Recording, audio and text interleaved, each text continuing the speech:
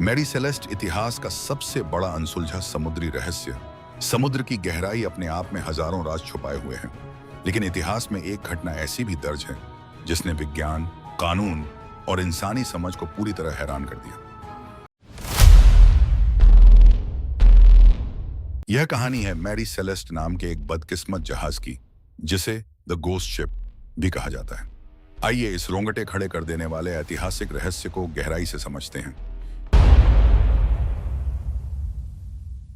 सफर की शुरुआत तारीख थी 7 नवंबर 1872। कप्तान बेंजामिन ब्रिग्स, पेमाइन, पत्नी, 2 साल की बेटी और 7 अनुभवी क्रू मेंबर्स, कुल 10 लोग के साथ न्यूयॉर्क के बंदरगाह से इटली के लिए रवाना हुए। जहाज पर इंडस्ट्रियल अल्कोहल के 1701 बैरल लदे हुए थे।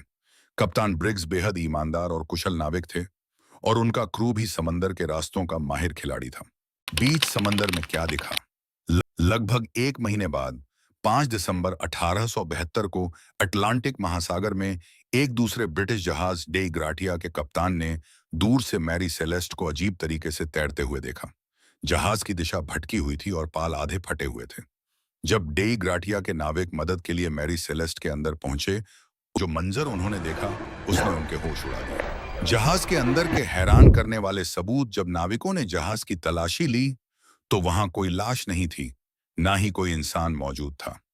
लेकिन अजीब बात यह थी कि सब कुछ सुरक्षित था। जहाज पर पायरेट्स के हमले का कोई नामो निशान नहीं था। क्रू का कीमती सामान, कपड़े और पैसे अपनी अपनी जगह पर महफूज थे। राशन की कोई कमी नहीं थी। जहाज पर 6 महीने का खाने पीने का सामान और ताजा पानी बिल्कुल सही सलामत रखा था। अधूरा खाना।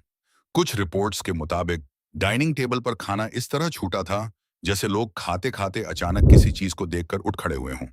सिर्फ एक चीज गायब थी, जहाज की एकमात्र लाइफ बोट, जिससे यह अंदाजा लगाया गया कि पूरा क्रू खुद अपनी मर्जी से जहाज छोड़कर गया था। लेकिन क्यों?